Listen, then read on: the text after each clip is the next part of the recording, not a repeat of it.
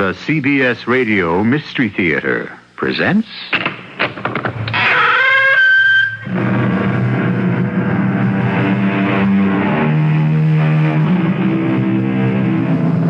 Come in. Welcome. I'm E.G. Marshall. I make my living as an actor. Almost all of us do work for a living, but some people have strange occupations, such as making false teeth for reindeer, sitting on flagpoles, or even jumping motorcycles over the Grand Canyon. Our story today deals with a man whose business was killing.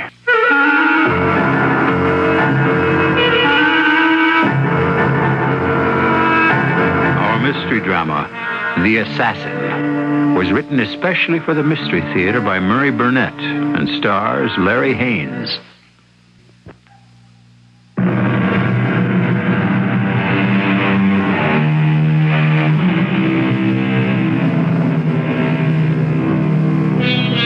Unfortunately, violence is an ugly part of our everyday lives. Happily, most of us are only indirectly involved, but we're reminded of its daily presence every time we pick up a newspaper or listen to newscasts. Some of us enjoy a vicarious thrill by stepping into this dark and dangerous world for a few hours through books, plays, or motion pictures. I invite you to listen as we embark through the magic of radio on a journey through the torturous world of hired assassins. This is an extremely important assignment. You've heard of General Luis Reyes Saturnino. Oh, yes. Presently dictator of Aragona. Exactly. It's essential that he be removed within the next 10 days. As always, we've already set up contacts for you in Trobia, the capital city of Aragona, where you'll pick up your weapons. Access to the general will also be provided. Your fee will be the usual. No way. The price for killing the head of a state will be a lot steeper than my normal fee, and you know it. The risks involved here are far greater than... I told you we'd arranged it so that the risk will be absolutely minimal. Yeah, on paper. I'm the guy who's going to stick his neck out in Aragona. Haven't our arrangements been letter perfect in the past? The price is $250,000, half in advance, as usual. Ridiculous. And get yourself another boy. Your contact in Trobia will be a Senor Messina. There will be $125,000 placed in your Zurich account. Here are your plane tickets and passport. You'll note that the likeness is very good, and your name is Duncan Appleton. I don't know very much about construction. Neither do the people you meet. You won't be there long enough to run into any trouble with that cover. You'll leave on a 9 a.m. flight tomorrow. Good hunting.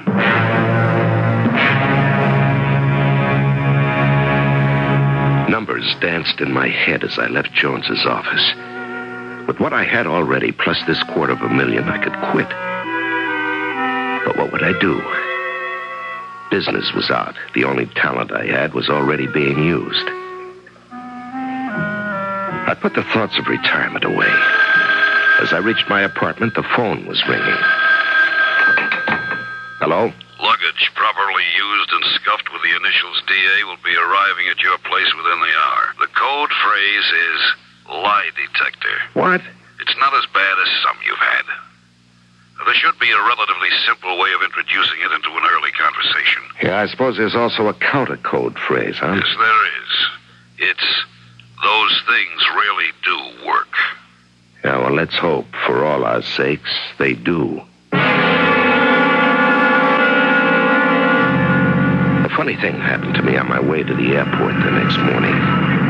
Despite my telling the driver I wasn't in any hurry, he evidently was. And he kept cutting in and out of lanes in fairly heavy traffic. I saw the look on the face of the driver of a trailer truck he cut off and opened my mouth to warn him, but I was just a second too late as the truck came zooming up on our right.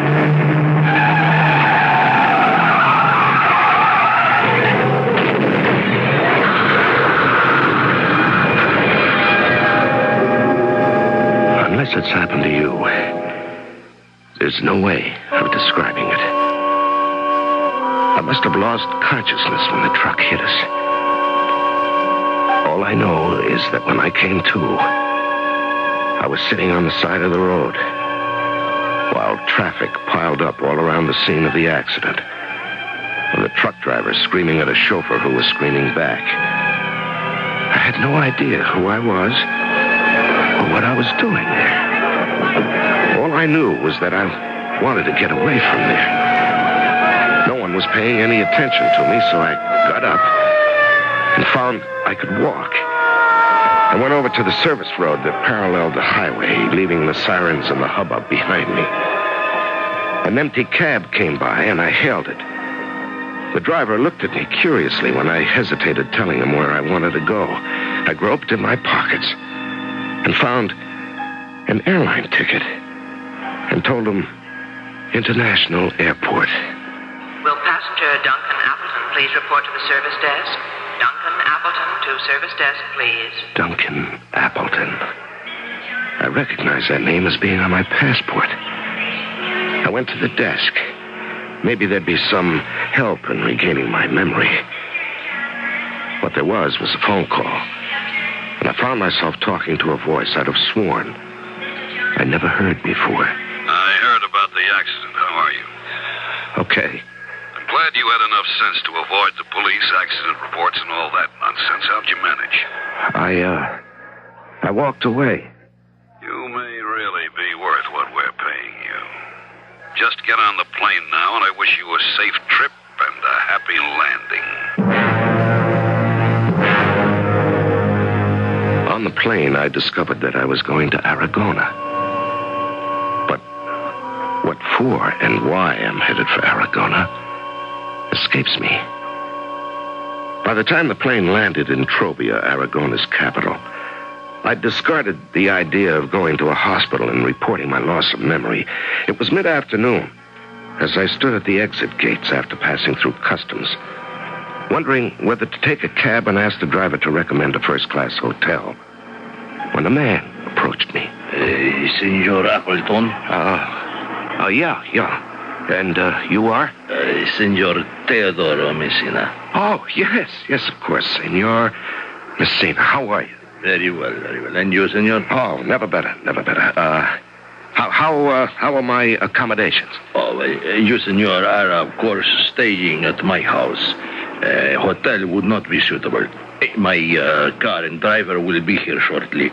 As a matter of fact, I am waiting for something of grave importance. Oh, what's that? I wish to make absolutely certain that you are Senor Duncan Appleton. Hey, what is this? Here's my passport with my picture, my name. What else do I have to do to convince you? Take a lie detector test? Well, those things really do work, you know, Senor Appleton. Well, I'm sure I didn't come here to engage in a discussion of lie detectors, so why don't we just... Of course. Here's the car now, and the chauffeur will take care of your luggage. I decided to try and feel my way until I could make some kind of judgment as to who I was and what was I supposed to be doing. I excused myself to wash up before dinner, and after an excellent meal over coffee, I began to probe whenever Messina gave me an opportunity. I hope you enjoyed your dinner, senor. Oh, yes, it was excellent, delicious. I even enjoyed the candlelight, although it was just the two of us. I take it you're not married, Senor Messina, huh? My wife passed away 5 years ago. Oh. I miss her. As for the candlelight, I prefer it. You are not at all like I expected, senor. Oh, no? Well, tell me, what did you expect? It almost seems as if, let me put it this way, you are less decisive than your reputation led me to believe you would be. Oh, well, that's interesting. Anything else? Yes. You seem to have no questions. Well, appearances are deceiving. Believe me, Senor Messina, I have lots of questions. At your service. Yeah, in a moment. First, I'd like you to continue telling me what else about me surprises you. Everything. You know, we have a deadline, yet you display no anxiety. Forgive me, wrong word. A man like you would naturally show no anxiety. But you seem to have no concern about the safety of this house, about your contacts, or about your supplies. Oh, well, I expected you to offer me those details without my having to ask. Senor, I think it necessary for me to do some further checking on your credentials. Well, I hope that won't put a crimp in our schedule. In my profession, I have found it best to follow the old saying, it's better to be safe than sorry. Yeah. You have visitors? No need to worry. He's expected, and my man will admit him. What happens now will go a long way towards helping me make up my mind about you, senor. I wondered who the visitor was. Should I know him? Or would he know me? I knew something was expected of me, but I still didn't know what. I decided that if my loss of memory was definitely exposed, I'd tell the truth. But having gone this far, I decided to wait and see. The door opened to admit a small, ferrety-looking man carrying a large package. Before the man took 2 steps into the room, Messina spoke rapidly. Julio, I am not introducing you for some very good reasons, which I will explain privately. Just hand the package to the gentleman and let him open it. I was conscious of both men watching me intently. I wondered what I would find when I opened the package. My mouth fell open when I saw what it contained. 2 small caliber guns fitted with silencers. I picked one up and turned it over in my hand. Senor, I believe these are the weapons you prefer. A 25 caliber Beretta, a 22 Colt. Isn't that what you customarily use? You seem astonished, Senor Appleton, if that is really your name. I wonder why you should be so surprised. None of us may like the logical answer to this little riddle. As both Messina and Julio looked at each other significantly, I raised the gun I had in my hand and involuntarily pulled the trigger. Holy Mother. Did you see that, Julio? He snuffed out one of the candles. Enough. No, senor, enough. I apologize for anything I may have said. Please accept my most sincere apologies.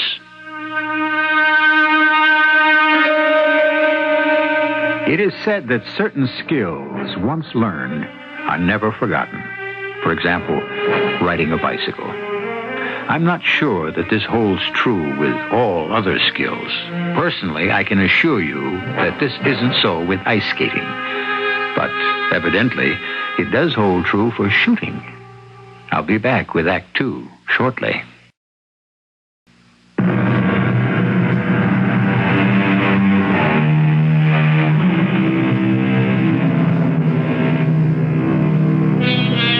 Modern sociologists are fond of using the term alienation to describe the plight of many of the individuals in today's world. The alienated individual has difficulty finding a place for himself in this hectic civilization. He may, according to the sociologists, even feel disoriented at times.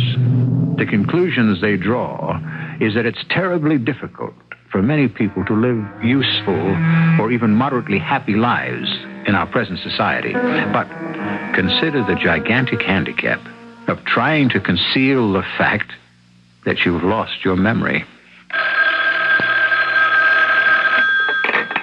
Hello. Senor Jones, this is Messina from Trovia. Yes, senor. The scrambler's on.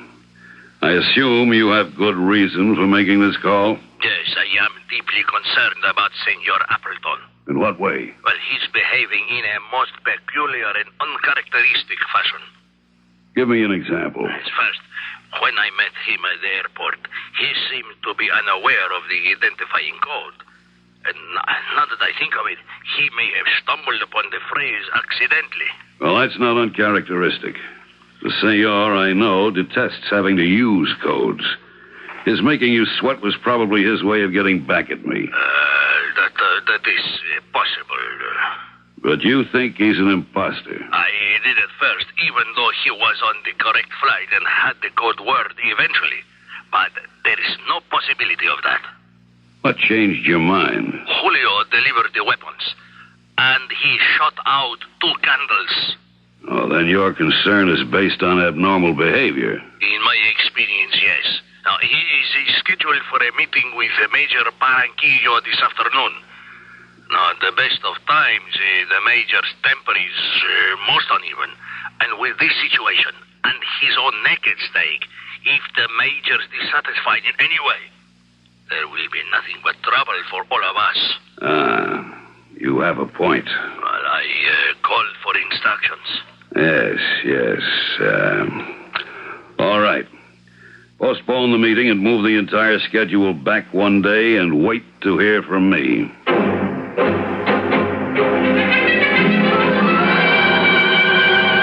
You sent for me, J.J.? Yes. You'll have to leave for Aragona earlier than we'd planned. Oh? Trouble? I'm not sure.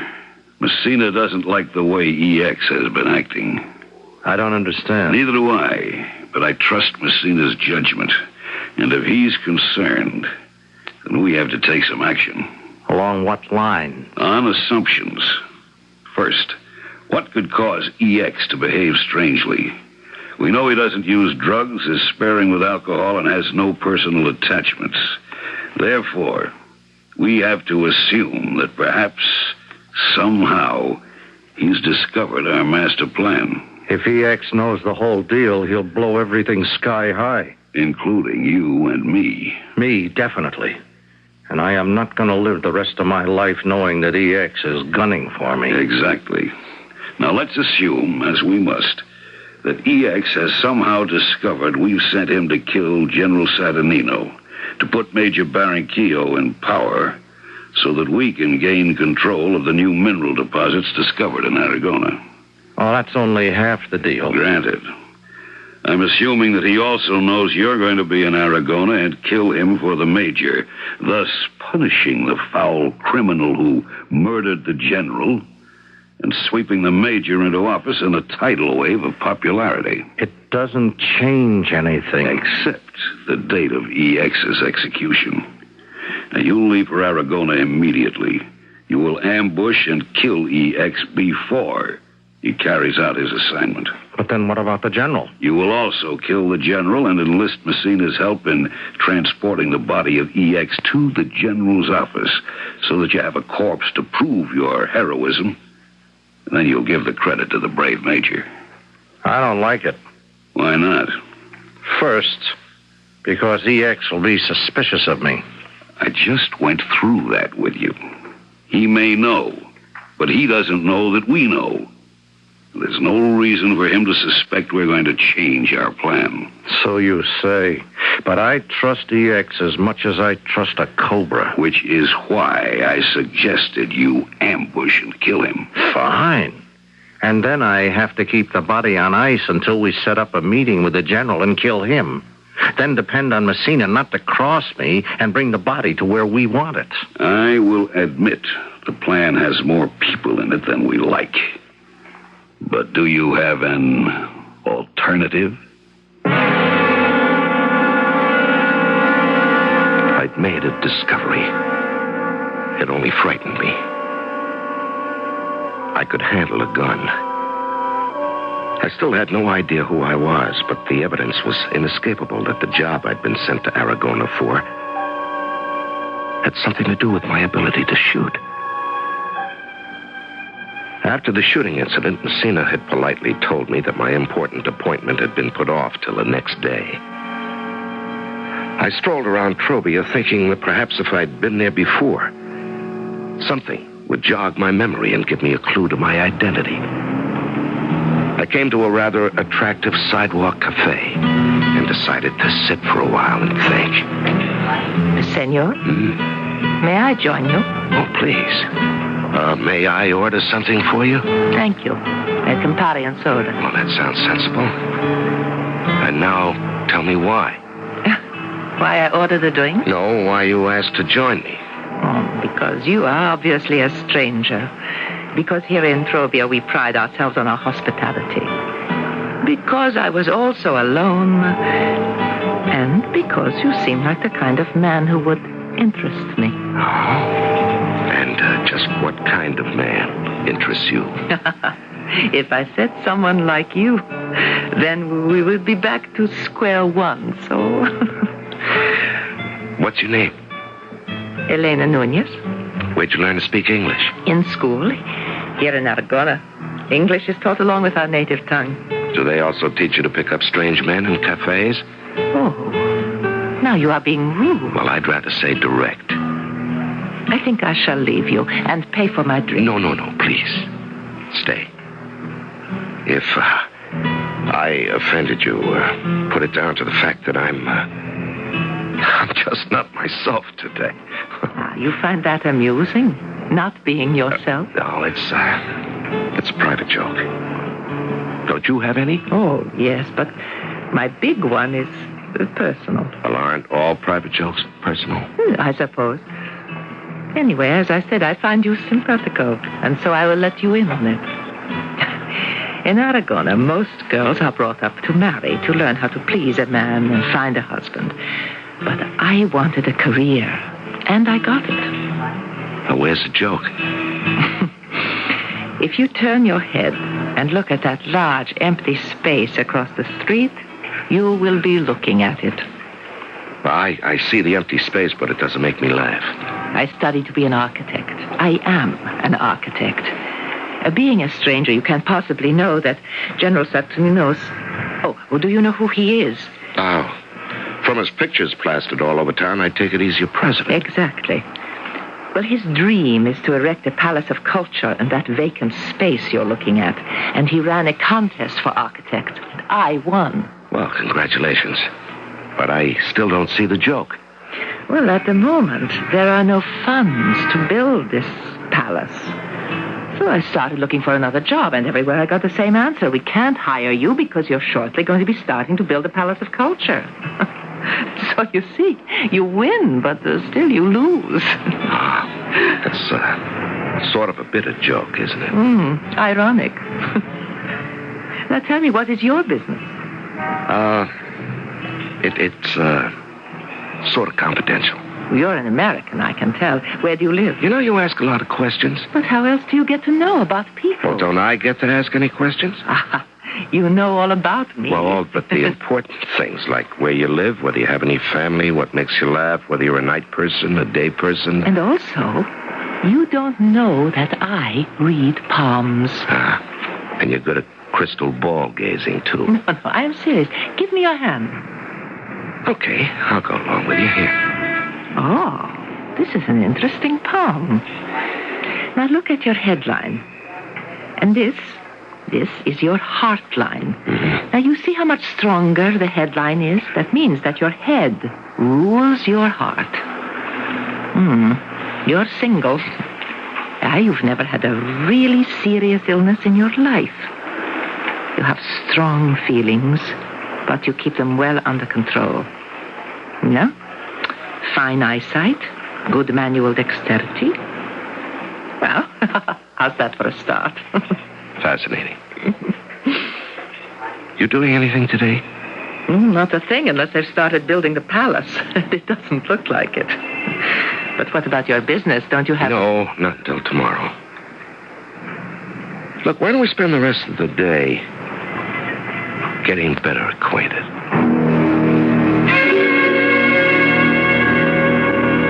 I couldn't remember when I had enjoyed myself more. Of course, I had to warn myself that I couldn't remember anything, but Elena was marvelous company. We walked and talked. And by the middle of the afternoon, I knew only that I liked this girl very much. When I suggested that we find a place where we could eat or drink something, she took me to a secluded courtyard. Hidden from the street was a delightful outdoor restaurant.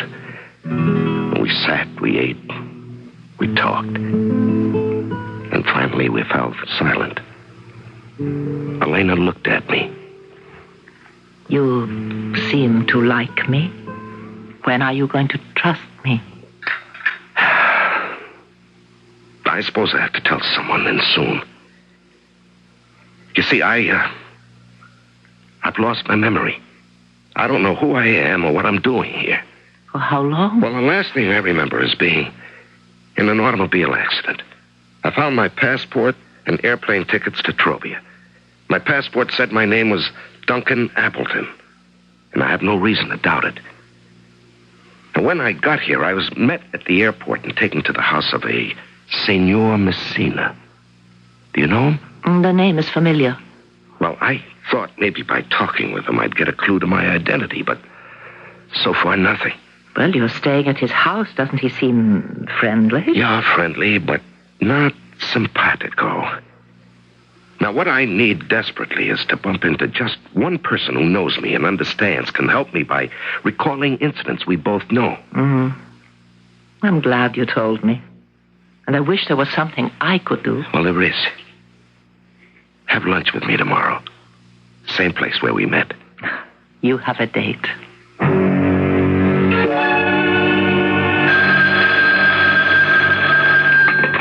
Hello. It's me, J.J. Go ahead, Killane. You came in on the scrambler. How are things in Trobia? Cloudy. It seems that EX developed amnesia as a result of that automobile crack up on the way to the airport. Have you seen him? No. Well, how'd you discover this? Thanks to you putting Elena on him. It's in her report. She spent most of yesterday with him. Then we can rely on its accuracy. I feel certain we can. EX doesn't know you, does he? No, he's never even seen me. We deliberately kept it that way, you'll recall, because we always felt he might become expendable. But this presents a whole new set of problems. Not really. It only calls for a new set of solutions. Now listen carefully, and I'll tell you how to proceed.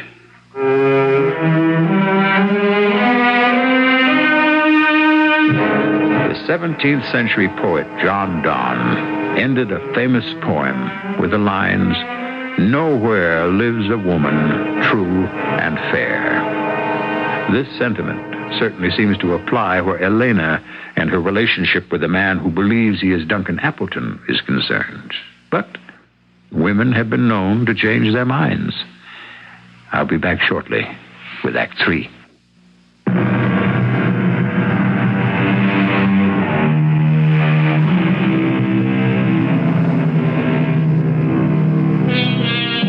Most of us have, in our travels at one time, experienced the feeling of being a stranger in a strange land. Sometimes the feeling can generate a sort of pleasurable excitement, but it must be pure horror to be in that position and to be a stranger to yourself, a man who's lost his memory, which is what's happened to Duncan Appleton in Trobia, the capital city of Aragona. After my day with Elena, I slept better than I had since I arrived in Trobia. At least now I had someone to share my secret. I looked forward to seeing her at lunch. But when I came down to breakfast, seated at the table was a man I'd never seen before. He seemed to know me. Good morning. I don't recommend the bacon, but the eggs are excellent and the coffee superb. Good morning. Since you don't seem to know me, let me reintroduce myself.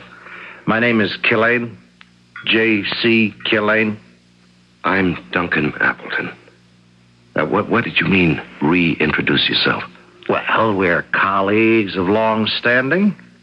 Only you don't remember me, do you? Oh, I'm sorry, but I... Don't apologize. I know you don't remember anything before that smash-up on the way to the airport. How do you know? Very simply. Senor Messina wasn't entirely satisfied with your behavior.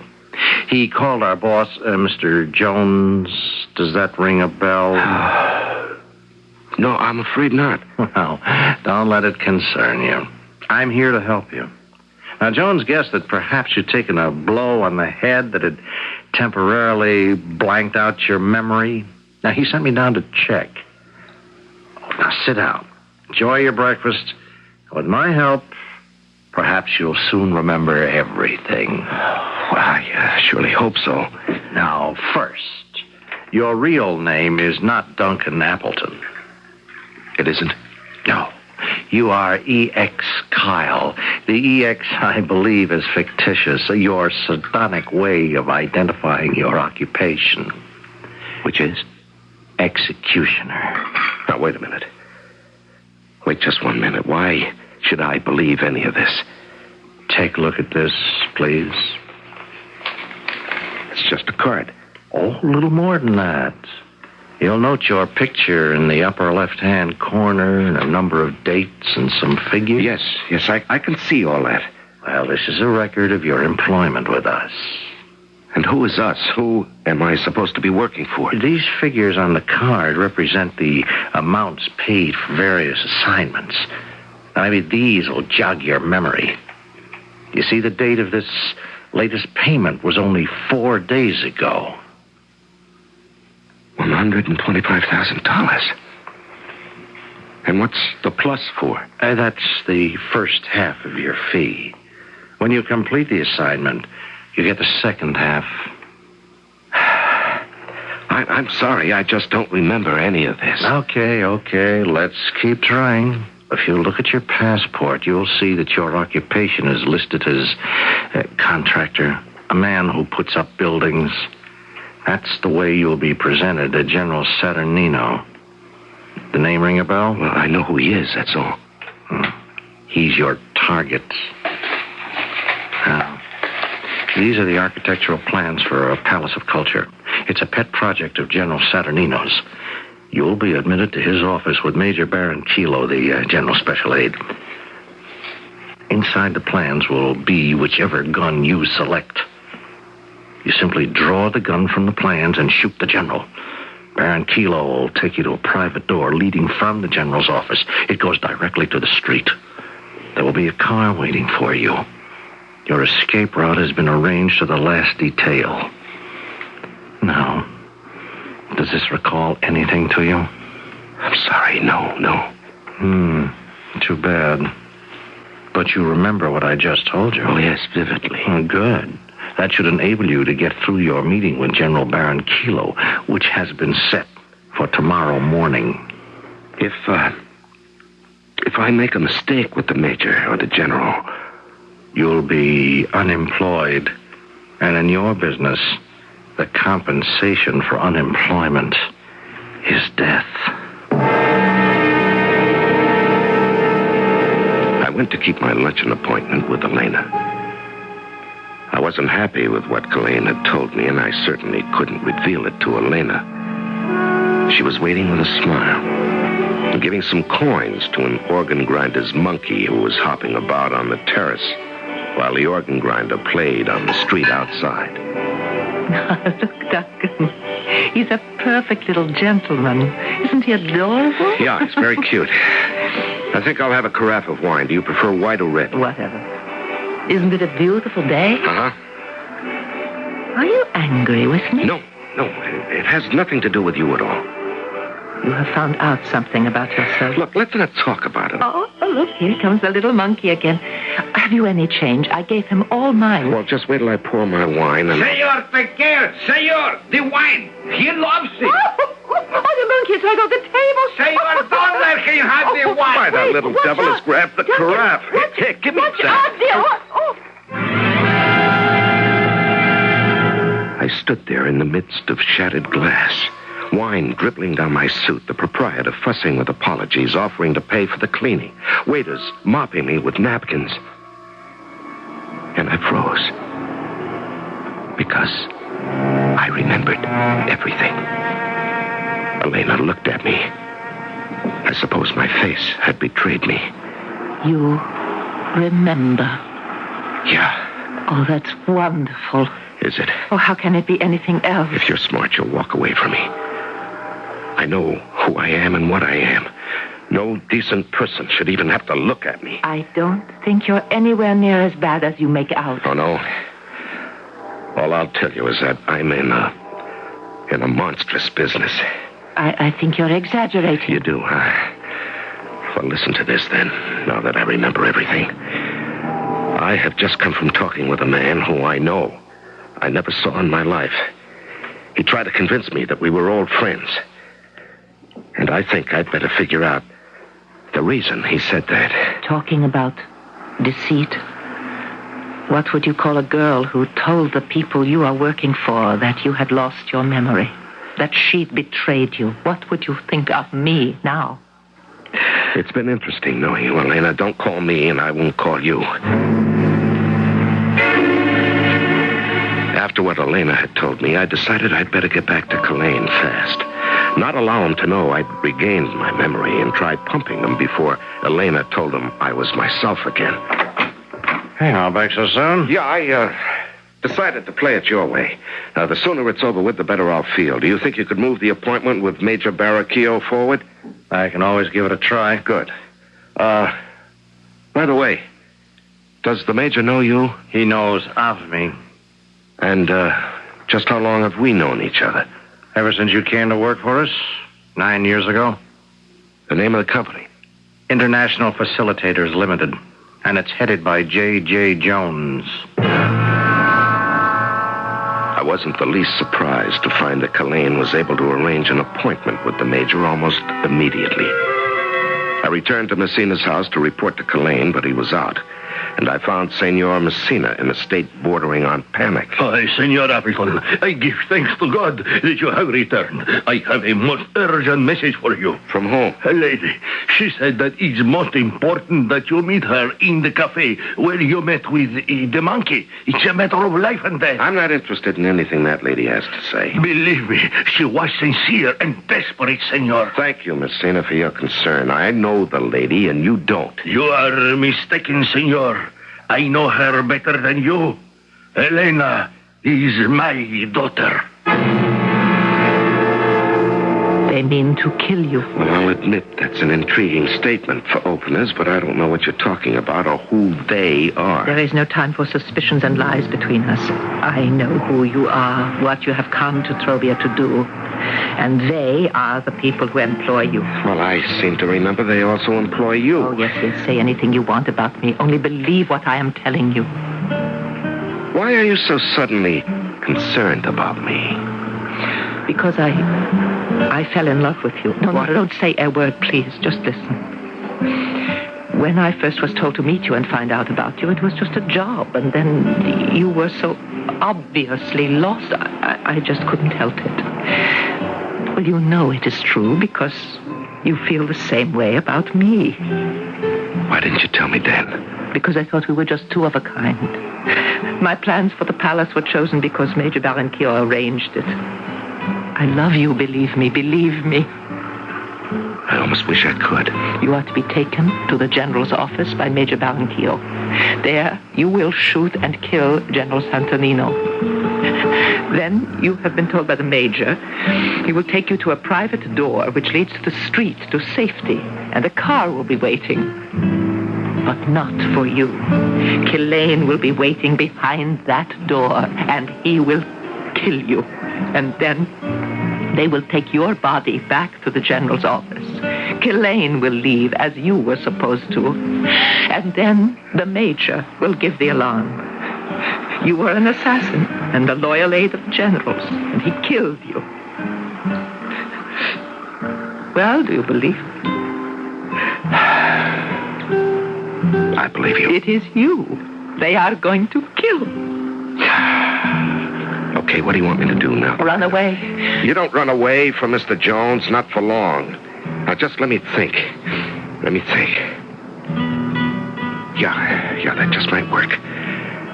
At least, it seems to be the only way. Oh, well, tell me. No, it's better that you don't know. And then if anything goes wrong, you really don't know. Look, meet me back here in 2 hours with your passport and just one bag. And make sure that you're not followed.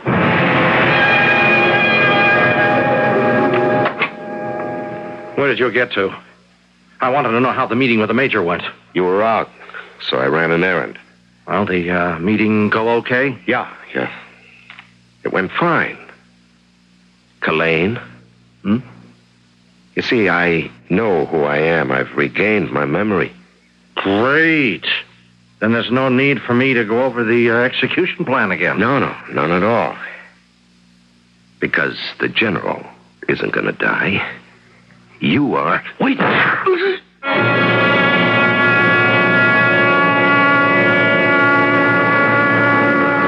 Señorita Messina? Yes? For you, señorita. Oh, thank you.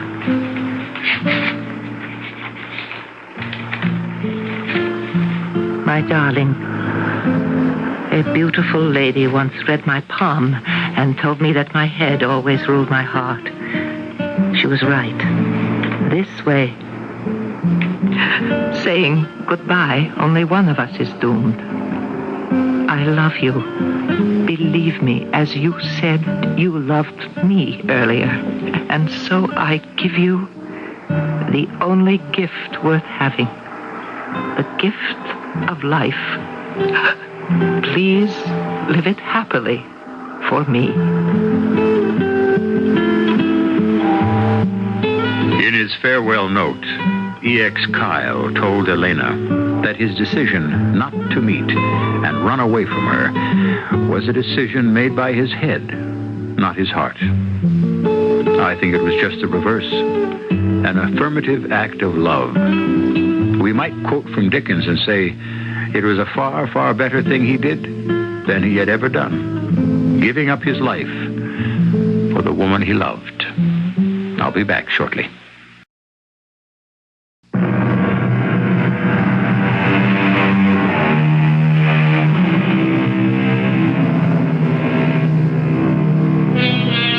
I believe it's generally held that women, as a whole, are more romantic than men. A very wise man once told me that the opposite is true. And as proof, he gave this example. When a man sees a policeman, he thinks of authority, hated or not, of all the majesty and penalties of the law. But when a woman looks at a policeman, all she sees is a man in a uniform. Something to think about and argue, I do believe. Our cast included Larry Haynes, Marion Seldes, Earl Hammond, and Jackson Beck. The entire production was under the direction of Hyman Brown. This is E.G. Marshall inviting you to return to our Mystery Theater for another adventure in the macabre. Until next time, pleasant dreams.